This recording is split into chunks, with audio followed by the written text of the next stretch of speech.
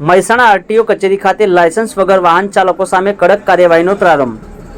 Licence વિના વાહન ચલાવતા સ્કૂલના વિદ્યાર્થીઓ સામે કાર્યવાહી કરીને આવનાર દિવસોમાં વધુ કડક બનાવાશે તેવી તૈયારીઓ મહેસાણા આરટીઓ દ્વારા વિશેષ ઝુંબેશ અંતર્ગત કાર્યવાહી હાથ ધરવામાં આવી છે। 5 ટીમ દ્વારા શૈક્ષણિક સંકુલ નજીક ચેકિંગ હાથ ધરવામાં આવ્યું છે। 2.44 લાખનો સ્થળ દંડ કરી 17 વાહનો ડિટેન કરવામાં આવ્યા છે।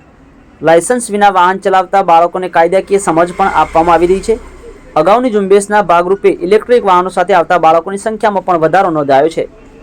વધુ સમાચારો અને અપડેટ્સ માટે જોતા રહો online TV news. Suresh Thakor અને ફારૂક મેમણ સાથે ખેરાલુ। યુટ્યુબમાં સબસ્ક્રાઇબ કરો, ફેસબુકમાં ફોલો કરો અને ઇન્સ્ટાગ્રામમાં ફોલો કરવાનું ભૂલશો નહીં।